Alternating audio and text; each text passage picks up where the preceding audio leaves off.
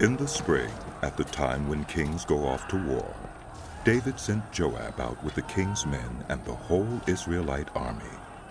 They destroyed the Ammonites and besieged Rabbah. But David remained in Jerusalem.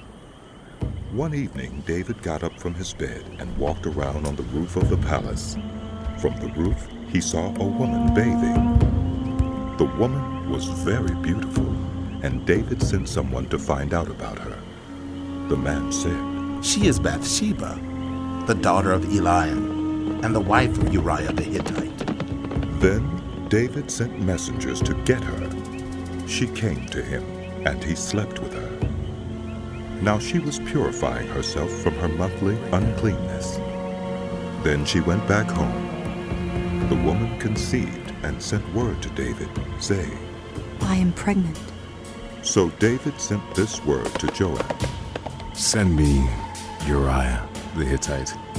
and Joab sent him to David.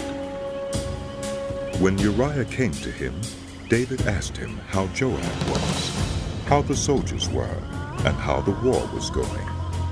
Then David said to Uriah, "Go down to your house and wash your feet."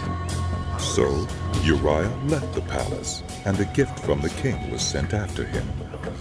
But Uriah slept at the entrance to the palace with all his master's servants and did not go down to his house. David was told. Uriah did not go home.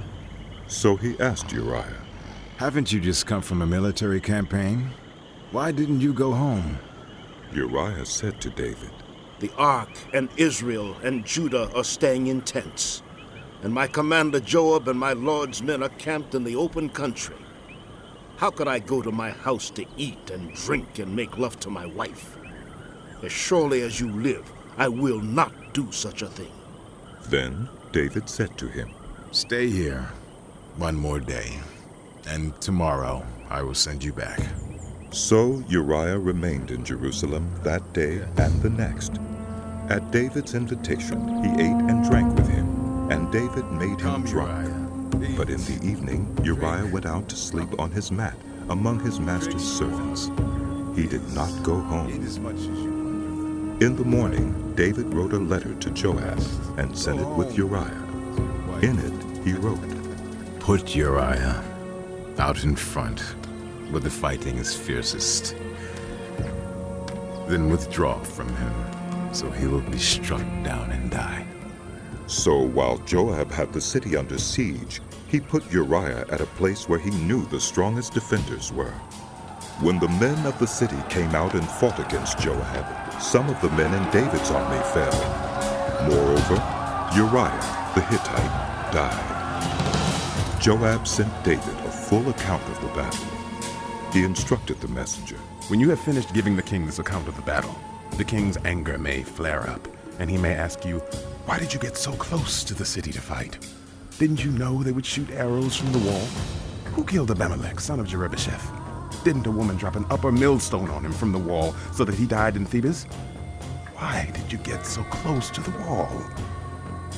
If he asks you this, then say to him, 'Moreover, your servant Uriah the Hittite is dead.'"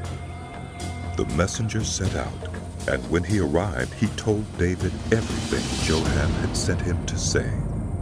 The messenger said to David, "The men overpowered us and came out against us in the open, but we drove them back to the entrance of the city gate. Then the archers shot arrows at your servants from the wall, and some of the king's men died. Moreover, your servant Uriah the Hittite is dead." David told the messenger, "Say this to Joab. Don't let this upset you.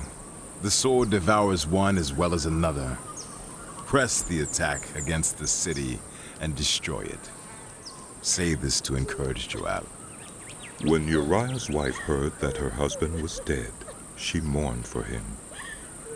After the time of mourning was over, David had her brought to his house, and she became his wife and bore him a son. But the thing David had done displeased the Lord.